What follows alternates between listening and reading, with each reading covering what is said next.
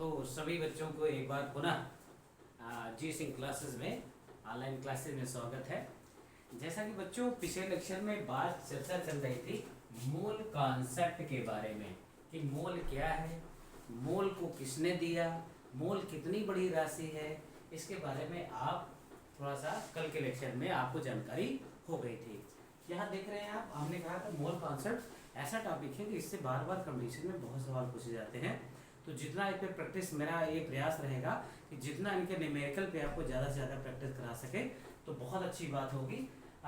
बच्चों लेक्चर 4 में अब उसी को मूल संकल्पना को आगे प्रोसीड करते हुए देखिए क्वेश्चन मैं आपको दिया हूँ, 5 क्वेश्चन मैं आपको दे रहा हूँ कि 16 ग्राम कार्बन डाइऑक्साइड में अणुओं की संख्या ज्ञात कीजिए।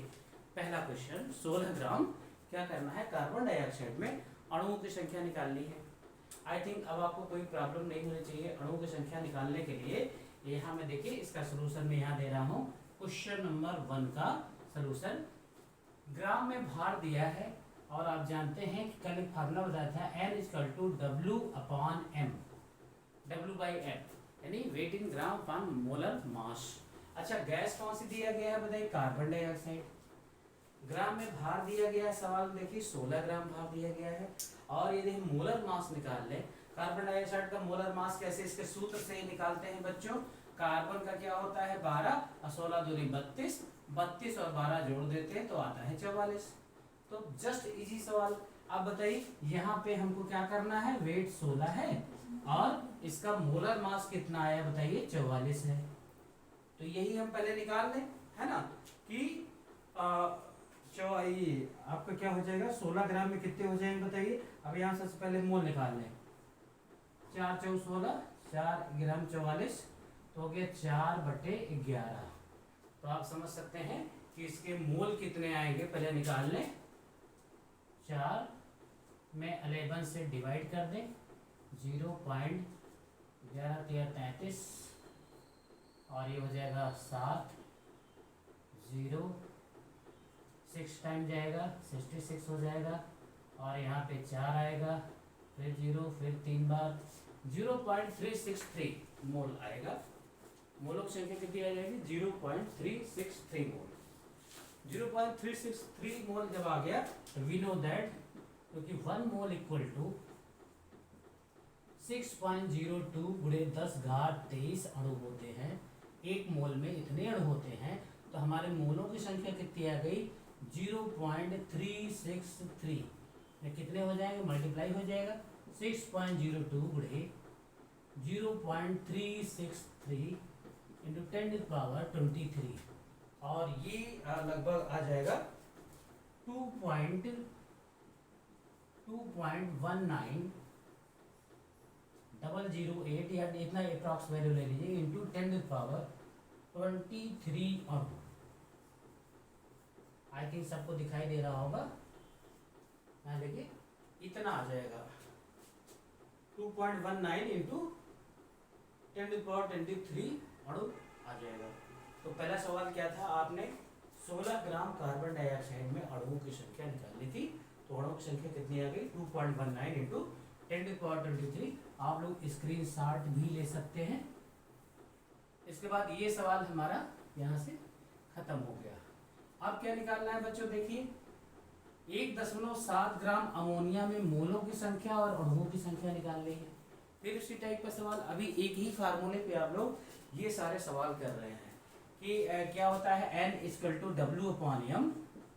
W कितना दिया है बच्चों, 1.7 ग्राम और इसका मोलर मास 14 3 17 हो जाएगा और ये 10 टाइम है 1/10 यानी 0.1 मोल आया। पहला आंसर क्या हो गया बच्चों, दूसरे नंबर के क्वेश्चन का 1.7 ग्राम अमोनिया में मोलों की संख्या कितनी हो गई, 0.1 हो गई। अच्छा, अब अणुओं की संख्या निकालनी है। अब देखिए क्वेश्चन में मिटा रहा हूं, मोलों की संख्या आ गई अमोनिया के। अब बताइए अणुओं की संख्या निकालने के लिए मोल से ही आता है, क्योंकि एक मोल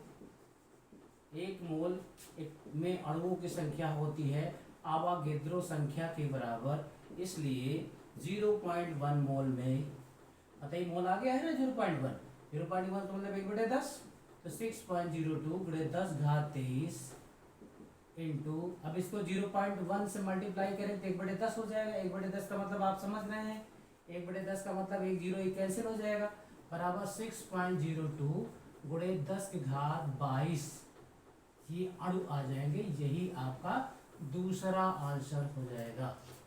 आप देख रहे हैं कि कितने ग्राम, 1.7 ग्राम अमोनिया में मोलों की संख्या जाएगी 0.1 और उसमें अणुओं की संख्या आ गई 6.02 गुणे 10 घात 22 अणु आ गई। अब देखिए, अब तीसरा क्वेश्चन देखिए आप बच्चों, तीसरा क्वेश्चन हमारा कह रहा है क्वेश्चन नंबर 3 का सलूशन। क्वेश्चन नंबर 3 का सलूशन देखिए आप, क्या कह रहा है, एनटीपी पर 0.112 लीटर कार्बन डाइऑक्साइड है, इसमें अणुओं की संख्या आपको निकालनी है। क्या निकालना है बच्चों? अब यहाँ पे देखिए CO2 में, कार्बन डाइऑक्साइड में अणुओं की संख्या निकालनी है आपको। आप जानते हैं अभी एक जो तीसरा फार्मूला आपको लिखाया गया था उसमें बताया गया था एनटीपी पर किसी गैस के 22.4 लीटर का आयतन 1 मोल के क्या होता है, बराबर होता है। अब आप समझ सकते हैं जब लीटर में वॉल्यूम दिया है तो कौन सा फार्मूला यूज होगा, कौन सा फार्मूला यूज होगा बच्चों, वही, क्योंकि एनटीपी पर गैस कोई भी हो, कार्बन डाइऑक्साइड हो, सल्फर डाइऑक्साइड हो, कोई भी गैस हो, एनटीपी पर 22.4 लीटर अर्थात इसको हम लिख सकते हैं 22,400 मिली, 22,400 मिली हो जाएगा ना। इसको मिली में कन्वर्ट करेंगे क्योंकि यहाँ क्वेश्चन में क्या दिया गया, अच्छा लीटर में दिया गया है, कोई बात नहीं है। आप ऐसा भी कर सकते हैं, इतना लीटर CO2 अणुओं की संख्या निकालनी है, 22.4 लीटर इक्वल टू इतना मिली, बराबर क्या होता है, इसमें 1 मोल होता है। तो सबसे पहले तो बताइए अणुओं की संख्या निकालने के लिए हमको मोल निकालना पड़ेगा। तो बताइए यहाँ पर दिया है लीटर में वॉल्यूम दिया है कार्बन डाइऑक्साइड का, तो 22.4 litre equal to 1 mole, then इसलिए 0.112 लीटर इक्वल टू कितने मोल। तो आप समझ सकते हैं जस्ट एक एक नियम का सवाल, 1/22.4 इंटू 0.112। अब आप इसी कैलकुलेट कर लीजिए, मोल आ जाएगा। अब ये क्वेश्चन में मिटा रहा हूँ बच्चों, देखिए आप यहाँ पर, अब आप देख रहे हैं 112 है, इसका डेसिमल का हटा करके यहाँ पर 1 कर दीजिए, 3 जीरो यहाँ बढ़ा दीजिए, ये देखिए इसका डेसिमल गायब, इसका दशमलव यहाँ 10 आ जाएगा, तो इसका 10 से ऊपर मल्टीप्लाई कर दें, ये भी डेसिमल खत्म हो गया बच्चों, 1 जीरो से 1 जीरो कैंसिल कर दिया, 112 दूनी 224 हो गया। अब देखिए यहाँ पर आया 100 गुणे 2, 1/200, कितने मोल आ गए बच्चों, 1/200। अब 1 में 200 का जरा भाग दे दीजिए, एकदम देखिए दशमलव के काट पीट कर सब में बताता हूँ, अगर इससे आप इसके बावजूद भी ना समझ में आए तो जान लीजिए कि आप किसी भी विधि से समझ नहीं सकते। तो अब यहाँ पे देखिए 0 पॉइंट यहाँ लगाया, 0 बढ़ाया, 0 0 0 0 और 5 टाइम जाएगा, इसका मतलब 1000 हो जाएगा। आप समझ सकते हैं .0005 मोल आ गया। आपका आंसर कितना है? अभी ये आंसर नहीं है बच्चों, क्योंकि क्या पूछ रहा है कि इतने लीटर में अणुओं की संख्या निकाली है। अभी तो हमारा क्या आ गया है, मोल आया है। अब मोल की सहायता से हम क्या निकालेंगे, अणुओं की संख्या निकालेंगे। तो कैसे निकालेंगे, अब आप समझ लीजिए। अब आप क्या फार्मूला लगाते थे, क्योंकि 1 मोल में कितने अणु अवोगाद्रो संख्या के बराबर मॉलिक्यूल होते हैं, है ना, और हमारा मोल आया है ये, इसलिए 0.005 मोल इक्वल टू 6.02 गुणे 10⁻23 इंटू 0.005। आप बताइए इसको आप जो है 5 बटे क्या लिख सकते हैं, बताइए, 1 के 3 जीरो बढ़ा दिए, ये डेसिमल खत्म हो गया, 5/1000, 1000 मतलब 10⁻3, इसके 3 घात कैंसिल हो जाएगा। आप समझ सकते हैं कि ये अब इसको मल्टीप्लाई कर दीजिए, 5 10 जीरो से ले 5001, 5 30 30.10 इंटू 10 टू पावर, अब 3 पावर कम हो रहा है 20, इतने अणु आ गए और यही हमारा क्या हो गया, आंसर हो गया। अगर डेसिमल यहाँ लाते हैं 3.01 हो जाएगा और 10 टू पावर 21 हो जाएगा, है ना। तो यही बच्चों हो जाएगा आपका, है ना। क्या था 0.112 लीटर, है ना, में अणुओं की संख्या कितनी आ जाएगी, 30.10 गुणे 10 घात 20 अणु आ जाएगा, या इसको आप कर सकते हैं 3.01 इंटू 10⁻21 यहाँ पे हो जाएगा। तो ये हमारा तीसरे क्वेश्चन का आंसर आया है। अब देखिए, आप लोग चाहे तो स्क्रीनशॉट लेना चाहे तो ले लें, अदरवाइज मैं नोट्स में भी प्रोवाइड करूंगा, भेजूंगा नोट्स आपके उस पर ग्रुप पे। और जो लोग चैनल को देख रहे हैं और उसको लाइक और सब्सक्राइब बराबर करते रहें, ताकि मैं एकदम शुरू से सीरियल से 11 की जो हिंदी मीडियम, मैंने देखा कि यूट्यूब में ज़्यादातर लोग इंग्लिश मीडियम पढ़ाने वाले बहुत ज़्यादा हैं, तो मैं हिंदी भाषी जो हमारे स्टूडेंट हैं जिनको बहुत बड़ा मास है, एक बहुत ज़्यादा लोग हिंदी माध्यम से भी इंटरमीडिएट करते हैं, 11th करते हैं, तो उन बच्चों के लिए वीडियो सब बहुत ही बेनिफिशियल होने वाले हैं।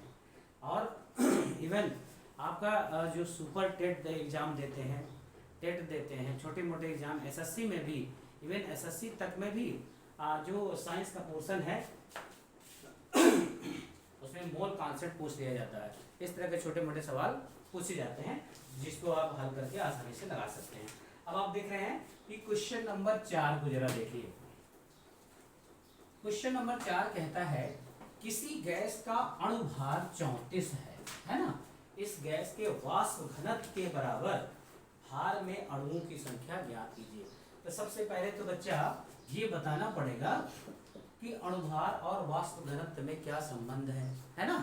तो और किसी गैस का जितना अणुभार होता है वह कि उस गैस के 1 मोल के बराबर हो जाता है। जैसे अगर पहले आप समझ लीजिए कि कोई भी गैस हो, जैसे कार्बन डाइऑक्साइड का है, इसके 44, देखिए 12 इसका, 16 दूनी 32 इसका, 44 ग्राम में अगर हम कहते हैं कि कितने मोल होंगे। अच्छा बताइए, कार्बन डाइऑक्साइड का अणुभार ही तो हुआ ना, जितना किसी भी गैस का अणुभार होता है अगर उतनी मात्रा ग्राम में ले ली जाए तो वही उसके 1 मोल के क्या होती है, बराबर होती है।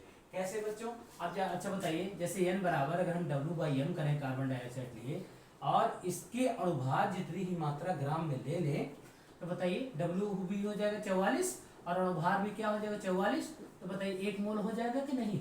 इसका मतलब क्या है बच्चों, पहले समझ लीजिए कि जितना किसी भी गैस का अणुभार होता है उतनी ही मात्रा यदि ग्राम में ले लिया जाए तो वह उसके 1 मोल के, क्योंकि आपने परिभाषा में पढ़ा है कि किसी गैस का ग्राम में भार और अणुभार का अनुपात ही 1 मोल होता है।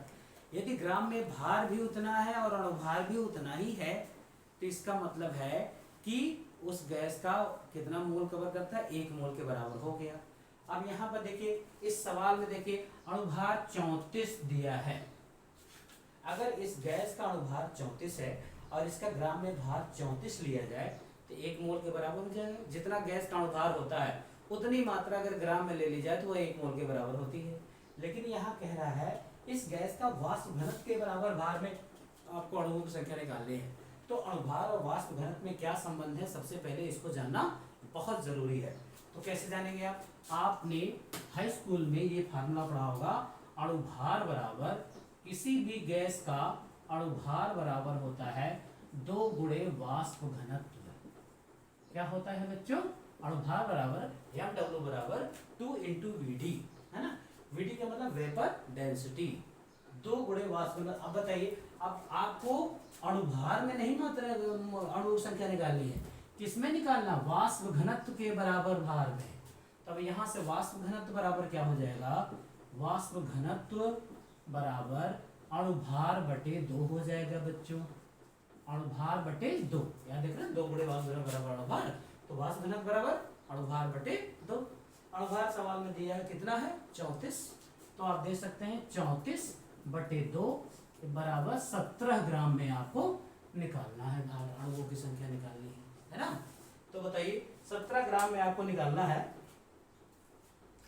अब इसमें आपको अणुओं की संख्या निकालनी है। अब कैसे निकालेंगे? अब देखिए, आप अणु की संख्या अब यहाँ से आएगा, यानी अब उस गैस, चाहे गैस जो भी रही हो, उसके वाष्प घनत्व का मान कितना आया? 17 आया है। और अणुभार कितना था बताइए? 34 था। अगर इतना ही ग्राम होता तो 1 मोल के बराबर होता, लेकिन इसकी आधी मात्रा हो गई, इसका मतलब उसमें मोल कितने हो गए? आधे हो गए, है ना। तो अब देखिए, तो अब आप n बराबर W/m से बताइए, अब W कितना ग्राम आ गया? वाष्प घनत्व जितनी मात्रा हो गई 17 हो गई, 17 हो गई।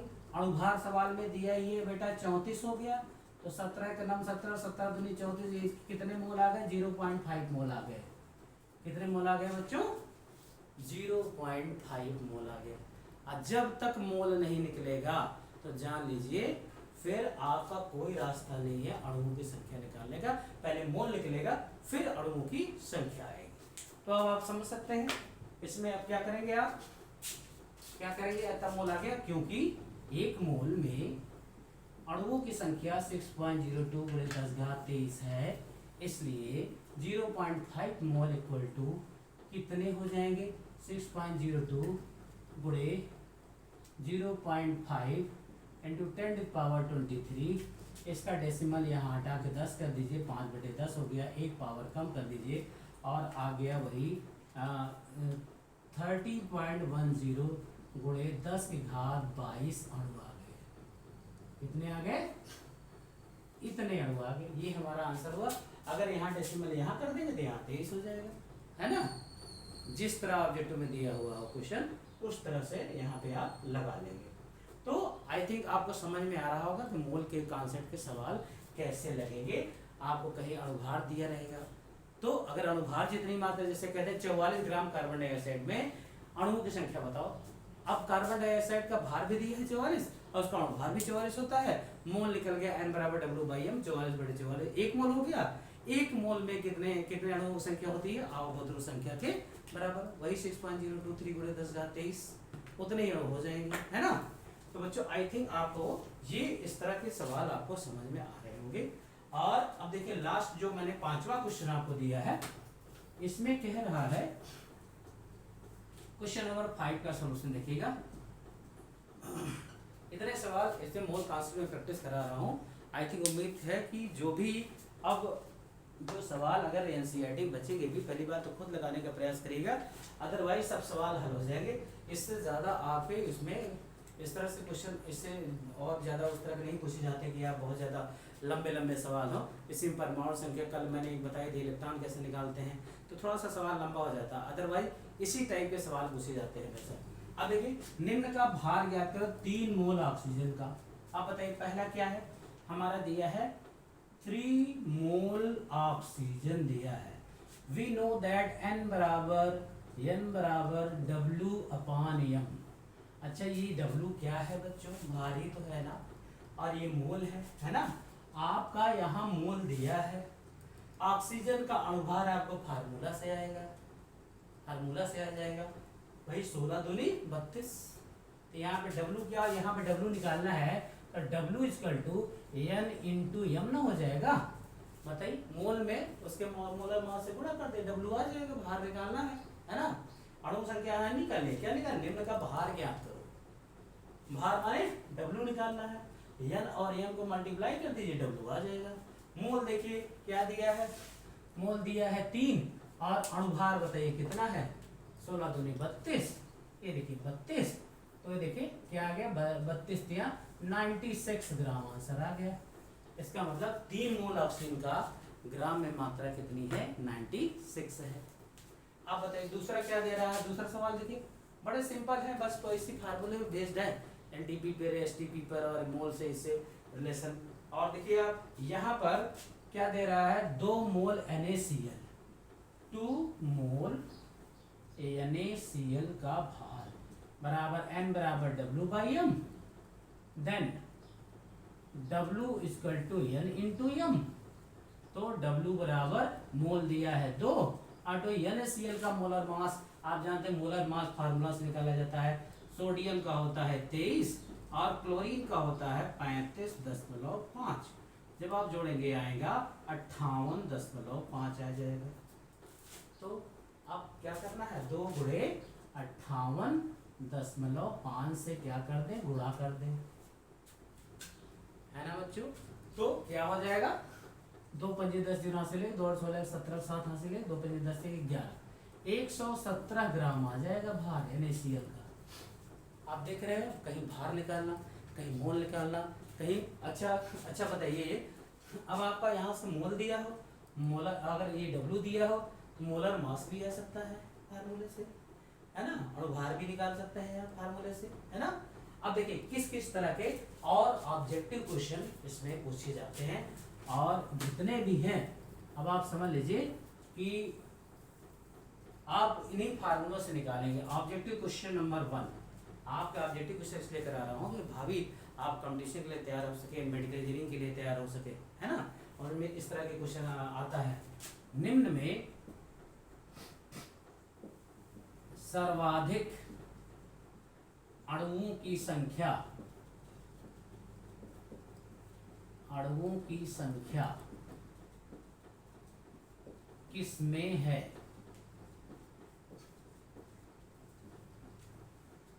ऑप्शन ए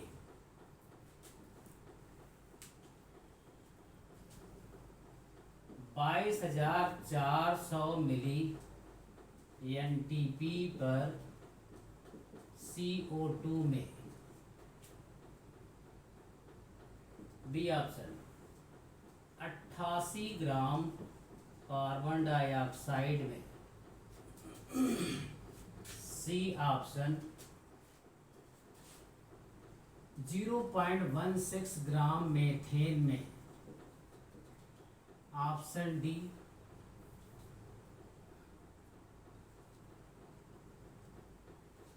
डी अगर कह दें कि 6 ग्राम यूरिया में। अब आपको यहाँ पर ये क्वेश्चन सॉल्व करना है, सबसे ज्यादा अणुओं की संख्या किसमें है? तो बताइए क्या करना है, मोल ही तो निकालना है ना बच्चों, है ना। अब आप जानते हैं इस सब में मोल निकाल ले तो किसमें अणुओं संख्या ज्यादा आएगी मालूम हो जाएगा। अच्छा बताओ 22,411 बराबर 22.4 लीटर। अब किसी गैस का एनटीपी पर जो आयतन होता है 22.4 लीटर के बराबर होता है, और वो 1 मोल हो जाता है ना। तो चाहे हम 22.4 लीटर लिखते या 22,400 ml लिखते, सब किसके बराबर हो गया? 1 मोल के हो गया, है ना। इसका मतलब है एनटीपी पर इसका कितना मोल आया बताइए? 1 मोल आ रहा है। इसको देखिए 88 ग्राम CO2 में भार दिया है ना, और भार से भार देके मोल निकाल लें। यहाँ से क्या लिखा है? N बराबर W/M से W दिया है आपका 88 ग्राम, और इसका अणुभार आप जानते हैं कई बार आ चुका है, 12 16 दूनी 32, 32 12 44, 44 दूनी 88, 2 मोल आया बच्चों। कितना मोल आया? कितना मोल आया? 2 मोल आया। इसमें देखिए आप कितने मोल आ रहे हैं बच्चों। N बराबर W/M फार्मूला लगाएंगे तो बताइए W 0.16 है, अपान मेथेन का अणुभार 12/4 16 है ना। तो इतना अपान 16 हो गया, तो इसका 100 गुना है, 1/100 हो गया बच्चों। क्योंकि देखिए 10 लोग नीचे एक उतारते तो यहाँ 100 आता, 16 से 16 कैंसिल, 1/100 आता, सीधी सी बात है। न्यूमेरिकल में एकदम फास्ट रहिए, है ना, तो मजा आएगा। अब देखिए 0.01, ऐसे इन सब क्वेश्चन को कलम उठाने की जरूरत नहीं पड़नी चाहिए। 1/100 मैंने 0.01 और 1/10 का मतलब 0.1। तो बताइए 1/100 यानी बहुत कम मात्रा में होना रही है ना। तो आप देख रहे हैं अब 6 ग्राम यूरिया का निकाल लीजिए जरा। N बराबर बेटा होता है W/M, W दिया है 6 ग्राम, और यूरिया का अणुभार, यूरिया का सूत्र आप जानते हैं NH2CO अगर निकालेंगे 2 नाइट्रोजन है, 14 दूनी हो गया 28, कार्बन का हो गया 12, ऑक्सीजन का हो गया 16, और 2 2 4 हाइड्रोजन है। तो देख रहे हैं आप 16 4 20, 10 30 2 32, 8 40 20 60। तेज फास्ट कैलकुलेशन करने के प्रयास किया करिए। यानी यूरिया का अणुभार कितना आया बच्चों? 60 आया। तो बताइए क्या हो जाएगा? यहाँ 6/60 हो गया, ये देखिए 1/10 हो गया, बराबर 0.1 मोल आ गया। अब मोल निकालते ही मान कंफर्म हो गया कि किसमें अणुओं की संख्या क्या होगी? ज्यादा आएगी। बताइए इसका आया 1 मोल, इसका बी वाले ऑप्शन का आया 2 मोल, इसका आया 0.01 मोल, इसका आया 0.1 मोल। किसमें अणुओं की संख्या सबसे ज्यादा होगी? ऑप्शन कौन सा सही होगा? बी। ऑप्शन कौन सा सही है? अगर कह देते इनमें अणुओं की संख्या के घटते हुए क्रम में व्यवस्थित करिए, तो आप जैसे निकाल के रख दिया है सब।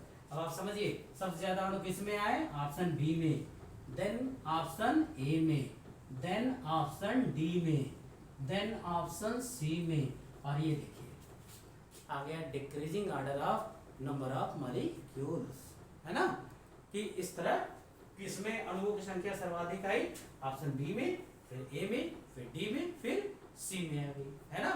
तो बच्चों इस तरह से ऑब्जेक्टिव सवाल आते हैं। फिर अब सवाल देखिए, खूब प्रैक्टिस करिए मोल पे, क्योंकि ये सवाल पक्के आने हैं, चाहे वो 11th हो, आईआरटी पार्टिकुलर में, तो पक्का सवाल हर बार मोल से जरूर होता है कोई कोई सवाल। तो अणुओं की संख्या सर्वाधिक है। और फिर एक सवाल मैं आपको दे रहा हूं,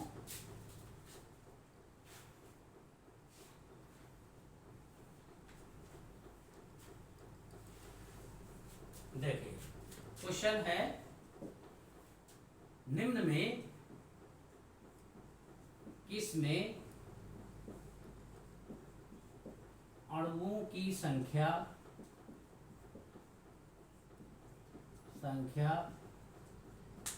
सर्वाधिक है।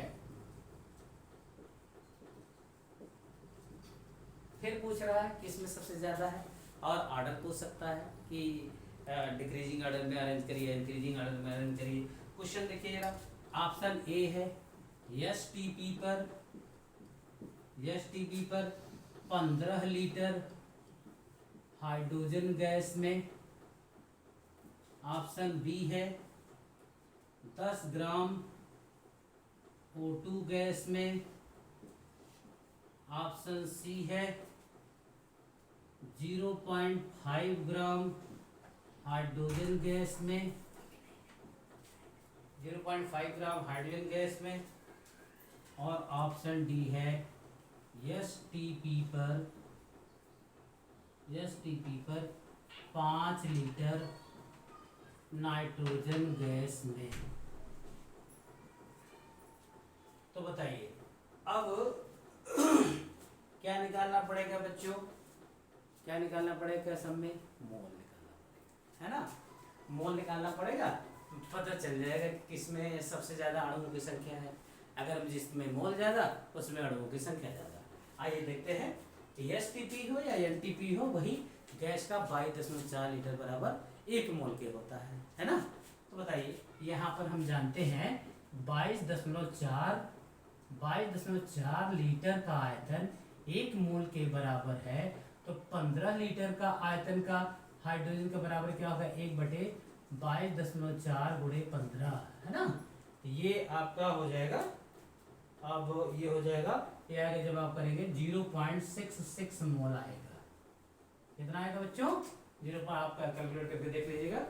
ये मतलब कि इतना मोल आ गया हाइड्रोजन का 0.66। काट दीजिएगा, 3 से आई थिंक कट जाएगा, या तो 10 का ऊपर मल्टीप्लाई करिए, 150/224 कर लीजिए, 0.66 मोल आ गया। अच्छा, अब 10 ग्राम जो है हाइड्रोजन में, तो यहाँ पर कौन सा फार्मूला लगेगा, N बराबर W/m। W दिया है 10 ग्राम, देखिए जिस यूनिट में दिया हो उसी वो फार्मूला यूज कर लीजिए। यहाँ लीटर में दिया था, 22.4 लीटर का वॉल्यूम लगा दिया, 22.4 लीटर का आयतन 1 मोल के बराबर, इसलिए 15 लीटर का आयतन बराबर कितने मोल के बराबर, सीधा सा सिंपल सी बात है ना। अच्छा, अब यहाँ पर देखिए 10 मोलर मास कितना हो गया बच्चों, 16 दूनी 32 हो गया है, 10/32। और जब इसका मोल कैलकुलेट करेंगे आप, ये हो जाएगा 5/16 बराबर, अब 16 3 48, 0 पॉइंट लगभग आ जाएगा 0.31 मोल आ जाएगा। आप देख सकते हैं ना, 16 ये 50 हो जाएगा, 16 3 48 2 आएगा, फिर 16 के अंदर 16, 0.31 मोल आ गया। अच्छा, अब इतना 0.5 ग्राम हाइड्रोजन गैस में फिर यही फार्मूला लगेगा, N बराबर W/m। आप समझ सकते हैं यहाँ 0.5 ग्राम दिया है। मोलर मास क्या हो जाएगा बच्चों, हाइड्रोजन का क्या हो जाएगा, परमाणु भार 1 होता है, 2 हाइड्रोजन है 2 हो जाएगा, 0.5/2 हो जाएगा। और ये हो जाएगा 5/20, है ना, 5/20 हो जाएगा, 5 का नंबर 4, 5 चौके 20, 1/4 बराबर हो जाएगा 0.25 मोल आ गया। कितना मोल आ गया, 0.25 मोल। 1/20 का मतलब 5/20 मतलब 1/4, 0.25 मोल। अब बताइए इसमें फिर वही वाला फार्मूला ऊपर वाला लगेगा, है ना, क्योंकि 22.4 लीटर एनटीपी पर किसी गैस का आयतन 1 मोल के इक्वल होता है, इसलिए 5 लीटर का आयतन बराबर कितने मोल के कुल हो जाएगा? 1/22.4 गुणे 5, ये हो जाएगा और 50, ये 10 मिनट ऊपर ले जाइए, 50/224 हो जाएगा। और ये जब आप कैलकुलेट करेंगे तो आएगा 0.22 मोल। कितना आएगा बच्चों? 0.22 मोल आ गया। अब आप देख रहे हैं सबसे ज्यादा मोल किसमें आए? किसमें आए बच्चों सबसे ज्यादा मोल? ये देखिए 0.66 पहले ऑप्शन में, दूसरे ऑप्शन में 0.31 मोल, तीसरे ऑप्शन में 0.25 मोल और चौथे ऑप्शन में 0.22 मोल। तो सबसे हाईएस्ट मोल किसके हैं बच्चों? पहला option hydrogen, 15 litre hydrogen gas में। तो बताइए इसी में अणुओं की संख्या सर्वाधिक होगी ना। अगर कह दे कि इसको आप जो है बढ़ते हुए अणुओं की संख्या के क्रम में अरेंज करिए इस ऑप्शन को, तो बताइए क्या हो जाएगा? बढ़ते हुए तो सबसे कम वाला पहले लिखेंगे, मीन्स डी ऑप्शन। फिर अणु संख्या ज्यादा किस में आई? सी में आई। फिर किस में आई? बी में आई। फिर किस में आई? ए में आई। और ये हुआ कौन सा ऑर्डर? इंक्रीजिंग ऑर्डर, है ना, बढ़ते हुए क्रम में। तो इस तरह से मोल के सवाल आएंगे। और अभी मैं और भी ऑब्जेक्टिव में आपको बताता हूँ कि कौन सा ऐसा कपल है या युग्म है जिसमें अणुओं की संख्या क्या है? सर्वाधिक है ना। तो अब ये सवाल आप चाहे तो स्क्रीनशॉट ले लीजिए बच्चों। ये भी ऑब्जेक्टिव पक्का आपके कंपटीशन में आते जान लीजिए, IRT, पॉलिटेक्निक, लेबन, है ना, और कंपटीशन में, नीट में, जेई में, ये सब सवाल पक्का आते हैं कि इसमें अणु संख्या कम है या ज़्यादा है या कैसे क्या है। तो अब मैं इसको स्क्रीनशॉट ले लीजिए, मैं मिटाने जा रहा हूँ। अब एक ऑब्जेक्टिव और मैं कराने जा रहा हूँ, ध्यान से देखिएगा। क्वेश्चन, निम्न में सबसे कम अणुओं की संख्या है। अब यहाँ देखिए सबसे ज्यादा पूछ रहा था, अब हम क्या पूछने जा रहे हैं? सबसे कम मॉलिक्यूल की संख्या किसमें है? हमारा मॉलिक्यूल किसमें है? तो ऑप्शन ए 0.017 ग्राम अमोनिया, ये ले लिया। B option 4.4 gram carbon dioxide. C option 0.00112 litre carbon dioxide. Option D 1.12 litre sulphur dioxide at NTP। ये भी एट NTP। देख रहे हैं बच्चों, इन सब सवालों में क्या निकालना है? जैसे ही मोल निकाल लेते हैं, खट से अणुओं की संख्या आ जाती है। Higher the number of mole, higher the number of atom, lower the number of mole, lower the number of atom, है ना। तो अब आप यहाँ देखिए 2 में ग्राम में भार दिया है और 2 में लीटर वाला फार्मूला लगाना है ना। तो बताइए इसमें पहले हम चेक करने के लिए तुरंत खर्च लगा दे, NH/W/M। W हमारा क्या है? 0.017 और अमोनिया है बच्चों। मोलर मास निकालना जरूर आना चाहिए, नहीं तो फिर फंस जाएगा सवाल, मोल ही नहीं निकाल पाएंगे, W नहीं निकाल पाएंगे। अब सूत्र से आता है नाइट्रोजन का 14, हाइड्रोजन 3, हाइड्रोजन 14 3 17। तो बताइए इतना अपॉन 17 हो गया। और तुरंत डेसिमल को भिन्न में बदल लिया करिए, दशमलव के नीचे 1 उतारा करिए और 1 2 3 यहाँ 0 ये बढ़ा दिया, ये डेसिमल खत्म कर दिया आपने, 17 से 17 काट दिया, बन गया बच्चों 1/1000। 1/1000 का मतलब 0.001 मोल। ये देखिए पहला ऑप्शन कितना आ गया? 0.001 मोल आ गया, है ना। दूसरा बी ऑप्शन देखिए जरा। बी ऑप्शन के लिए, ए ऑप्शन के लिए हमने कैलकुलेट किया।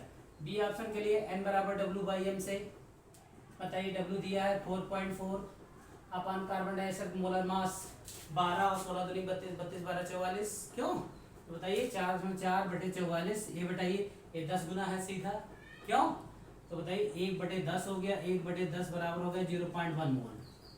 ये देखिए आ गया बच्चों, इसका आया 0.001 मोल, कम है, इससे ज्यादा तो इसमें आ गया है ना। आप देखिए ऑप्शन सी को देख लीजिए आप। सी ऑप्शन के लिए आप जानते हैं कि यहाँ लीटर में दिया है 22.4 लीटर का आयतन 1 मोल के बराबर होता है, इसलिए 0.00112 लीटर का आयतन कितने मोल के बराबर, क्यों, यही तो है। तो आप समझ सकते हैं 1/22.4 इंटू 0.00112, क्यों, है ना। आप बताइए क्या करेंगे, डेसिमल को इसमें चेंज, गुणा भाग से लोग घबराते हैं बच्चों, लेकिन देखिए अब बहुत आसान होता है। 10 में 1 उतारा, 1 2 3 4 5 जीरो बढ़ा दिया, 1 2 3 4 5 जीरो बढ़ा दिया, ये सारा डेसिमल खत्म हो गया। इसका 10 नीचे आएगा, इसका 10 ऊपर मल्टीप्लाई कर दिया, ये भी डेसिमल खत्म कर दिए, क्यों, क्यों बच्चों, बात समझ में आ रही है ना। अब बताइए 1 0 से 1 0 कैंसिल कर दिए, 112 दूनी क्या कर दिए, 224 कर दिया। अब यहाँ क्या बचा, ये देख रहे हैं आप, 1/2 में इकाई दहाई सैकड़ा हजार 10,000 से बड़ा हो जाएगा, देख रहे हैं। तो क्या हो जाएगा बच्चों, 1/, अब समझ लीजिए 0.00002, देख रहे हैं 4 जीरो है ना, 1/20,000। तो बताइए कितना कम अमाउंट आएगा, है ना। इतने मोल में छोड़ देते हैं ना, वैल्यू समझ में आ गई कितनी कम आएगी, है ना। अब एक ये बचा हुआ है डी ऑप्शन पे निकालने, हम जानते हैं 22.4 लीटर बराबर 1 मोल के, तो देन इसलिए 1.12 लीटर बराबर कितने मोल, 1/22.4 इंटू 1.12। अब देखो डेसिमल हटाओ, 1/, यहाँ ये 100 हो जाएगा, ये डेसिमल हट गया, इसका 10 ऊपर मल्टीप्लाई हो जाएगा, ये डेसिमल हट गया, 112 दूनी 224, 10 ये खत्म हो गया, 10 दूनी 20, 1/20 बराबर 0.05, यही हो जाएगा मोल, है ना, यही हो जाएगा ना मोल बच्चों। अब समझिए सबसे कम वैल्यू किसकी आई, किस ऑप्शन की आई, बोलिए। ऑप्शन नंबर ए 0.001, ठीक है। ऑप्शन जो बी की आई ये देख रहे हैं आप 0.1। ऑप्शन सी का बहुत कम वैल्यू आएगी, देख रहे हैं 1/20,000, क्या समझ सकते हैं, सबसे कम वैल्यू यही आएगी नहीं बच्चों, है ना। और उसका 1/20 आया है, उससे तो ज्यादा है ना। इसका मतलब सबसे कम अणुओं की संख्या किस में आएगी, ऑप्शन नंबर सी में। अगर यही सवाल कर देते कि बच्चों सबसे ज्यादा अणुओं की संख्या किस में है, तब क्या आपका जवाब होता, बताइए क्या जवाब होता, क्या जवाब होता सबसे ज्यादा, ये देखिए बी ऑप्शन मारा 0.1, सबसे ज्यादा अणुओं की संख्या किस में होती, इसमें होती, है ना। और सबसे कम अणुओं की संख्या किस में है, ऑप्शन नंबर सी में है। तो आप देख रहे हैं इस तरह मोल कॉन्सेप्ट का ऑप्शन नंबर सी, बेटा ये कैलकुलेट कर लीजिए और इसको आप अपनी कॉपी में नोट कर लीजिए, स्क्रीनशॉट ले लीजिए। इसी तरीके से अणुओं की संख्या मोल कॉन्सेप्ट में किसमें अणुओं की संख्या कम है, किसमें अणुओं की संख्या ज्यादा है या किसमें बराबर है, इस तरह से सवाल आपके मोल संकल्पना से पूछे जाते हैं। 2 लेक्चर में बेटा हमने मोल संकल्पना को कवर करने का प्रयास किया। इसके बाद आपकी एनसीईआरटी में जितने क्वेश्चन हैं मोल कॉन्सेप्ट से सब लगा लीजिएगा। अगर किसी में प्रॉब्लम हो तो आप उनको शेयर करिएगा, मैं आपको उसका सलूशन ग्रुप में शेयर करूंगा। और बच्चों मैं आपको बता दूं कि ये चैप्टर मिसलेनियस है, जैसे कि पहले सारे लाभ केमिकल कॉम्बिनेशन आपने पढ़ा, द्रव्य की अविनाशता का नियम पढ़ा, स्थिर अनुपात का नियम पढ़ा, गुणित अनुपात का नियम पढ़ा, तुल्य अनुपात का नियम इतना बहुत ज़्यादा कॉमन नहीं है इसलिए हमने नहीं बताया उसको। गैलिसाक के गैसीय आयतन का नियम पढ़ा। इसके पहले तत्व, यौगिक, मिश्रण, समस्थानिक, समभारिक, सम न्यूट्रॉनिक, सम इलेक्ट्रॉनिक, आइसोडाइपर, बहुत सारी चीज़ों पर हमने चर्चा किया। तो अब यहाँ पर एक बहुत ही इम्पोर्टेंट टॉपिक जिसे मोल कॉन्सेप्ट के नाम से जानते थे, तीनों फार्मूले बहुत अच्छी तरह से याद कर लीजिए। सबसे पहले ज़रूरी है मोल निकालना। मोल बराबर क्या होता, मोल शब्द का प्रयोग किसने किया, ओस्टवाल्ड ने किया। एक ढेर के लिए किया, बहुत बड़ी राशि को, अमाउंट को जो है नापने के लिए किया, है ना, मेजरमेंट के लिए किया। और आपने देखा कल मैंने एक क्वेश्चन कराया था, यदि एक व्यक्ति 10 लाख रुपए पर सेकंड की दर से खर्च कर रहा है, अवोगाद्रो संख्या या 1 मोल रुपया जितना खर्च करने में उसे कितना समय लगेगा, आपने आंसर निकाला था 1.9 × 10⁻10 वर्ष, यानी 19 अरब वर्ष लगाएगा। इतना बड़ा अमाउंट, इतनी बड़ी राशि आपका मोल है। मोल पे मैंने ऑब्जेक्टिव सवाल देखे किस तरह से कराया, किस तरह से पूछे जाते हैं बोर्ड में, किस तरह से पूछे जाते हैं एनसीईआरटी में, आईईआरटी में, पॉलिटेक्निक में, सब ये सवाल मैंने हल करा दिए कि आप अगर मान लीजिए एसटीपी या एनटीपी पर आयतन दिया है, कौन सा फार्मूला लगाएंगे, 22.4 लीटर का आयतन 1 मोल के बराबर, तो सवाल में जितना दिया है उसके उतना लीटर बराबर कितने मोल के। कैलकुलेशन आपका ये जरूरी है कि बहुत तेज होना चाहिए, फास्ट होना चाहिए। आप कैलकुलेशन में कहीं फंस गए तो ये जैसे काटना बीटना, ये बहुत अच्छी तरह से जनरल मैथमेटिक्स अंग्रेजी ज्ञान है, आप शुरू से बेसिक पढ़ते चले आए हैं कि डेसिमल खत्म करके कैसे तुरंत काट लेना। और बताइए अब यहाँ अणुओं की संख्या निकालना मतलब 6.02 से मल्टीप्लाई करना जरूरी नहीं है, क्योंकि बताइए जैसे नंबर ऑफ मोल ज़्यादा होंगे तो number of mole directly proportional to number of क्या हो जाएगा, अणुओं की संख्या के डायरेक्टली क्या है बताइए, डायरेक्टली प्रोपोर्शनल है। तो मोल ज़्यादा होंगे तो अणुओं की संख्या भी ज़्यादा होगी, उसमें कोई दो राय नहीं। मोल कम आएंगे तो अणुओं की संख्या भी कम आएगी। और आपने देखा कि मोल कॉन्सेप्ट में कैसे पहले अणुओं की संख्या निकालते हैं, तो उसकी सहायता से परमाणु कैसे निकालते हैं, उसकी सहायता से इलेक्ट्रॉनों की संख्या कैसे निकालते हैं, ये सारे टाइप के सवाल हमने 2 लेक्चर में करा दिए, है ना। और मोल कॉन्सेप्ट में एसटीपी का रिलेशन क्या है, तीन मेन फार्मूले हमने बताए, है ना। आपको 3 या 4 फार्मूले बताए। किसी अगर गैस का एक अणु का भार निकालना है तो बताइए कि उसके अणुओं की संख्या बटे अवोगाद्रो नंबर से, यानी N/Na से कर देते हैं, भाग करके निकाल लेते हैं कि उसका कितना भार आएगा, एक अणु का भार निकालने के लिए फार्मूला था। फिर बताया कि मोल is nothing, it is Avogadro number, यानी मोल और कुछ नहीं, यह अवोगाद्रो संख्या है। किसी गैस के एक मोल में अणुओं की संख्या होती है अवोगाद्रो संख्या के बराबर, जो होती है 6.02 × 10⁻23 अणु होते हैं। और हमने बताया बच्चों mole by formula, mole is nothing, it is the ratio of weight of the molecule, weight in gram upon molecular weight, n = W/m, एक फार्मूला बताया। दूसरा हमने बताया कि एक मोल बराबर होता है 6.02 × 10⁻23 अणु / परमाणु / इलेक्ट्रॉन / प्रोटॉन, यानी पहले मोल से अणु निकालेंगे, अणु की सहायता से आप क्या निकालेंगे, परमाणु निकालेंगे, आप परमाणु की सहायता से या अणु की सहायता से ही हम इलेक्ट्रॉन निकाल लेंगे। अगर प्रोटॉन भी कहे तो जितना नंबर ऑफ इलेक्ट्रॉन उतना ही नंबर ऑफ प्रोटॉन होते हैं, क्योंकि आप जानते हैं इलेक्ट्रॉनों की संख्या बराबर प्रोटॉनों की संख्या, है ना। अच्छा, और बात आया कि कोई भी गैस हो, चाहे वो carbon dioxide, sulphur dioxide, ammonia हो, नाइट्रोजन हो, ऑक्सीजन हो, सभी गैसों के एनटीपी पर या एसटीपी पर 22.4 लीटर का आयतन 1 मोल के क्या होता है, बराबर होता है। इसका मतलब कि उस गैस का एक जो है मोल कितना स्थान घेरता है, 22.4 लीटर स्थान को घेरता है। उससे भी आता है, देख रहे हैं जैसा सवाल दिया है, ये लीटर में दिया है इन दोनों का ग्राम में भार दिया है, उससे निकाल लिया आपने, है ना। तो इस तरह बच्चों मोल कॉन्सेप्ट, मोल संकल्पना यहीं पे होती है समाप्त। और इससे जो भी संबंधित क्वेरी हो आप ग्रुप पे शेयर करिएगा, मैं आपको सलूशन दे दूंगा। और इसके बाद अब बहुत ही इम्पोर्टेंट टॉपिक अब और शुरू होने जा रहा है, जो इसी चैप्टर के आगे जब सेकेंड ईयर में जाएंगे तो पूरा बिलियन में बहुत विस्तार से पढ़ेंगे आप, बिलियन चैप्टर है, लेकिन इसमें बिलियन की सांद्रता ज्ञात करने की विधियाँ इसी चैप्टर में रसायन की मूल अवधारणा में है। स्टैच्यूमेट्री है, स्टैच्यूमेट्री गुणांक क्या होता है, लिमिटिंग रेजिएंट क्या होता है, इन सभी के बारे में मैं चर्चा बराबर करता रहूँगा। और 2 से या 3-4 लेक्चर अभी और लगेंगे, ये चैप्टर पूरा समाप्त हो जाएगा।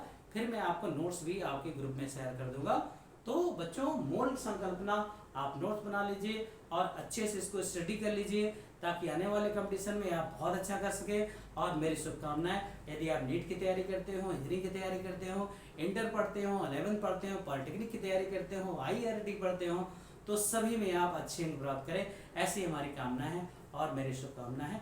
फिर से हम नया लेक्चर लेके आएंगे, विलयन की सांद्रता ज्ञात करने की विधियां, जिसमें आप भार प्रतिशत के रूप में पढ़ेंगे, नॉर्मलता के रूप में पढ़ेंगे, मोलरता के रूप में पढ़ेंगे, मोललता पढ़ेंगे, मोल फ्रैक्शन पढ़ेंगे।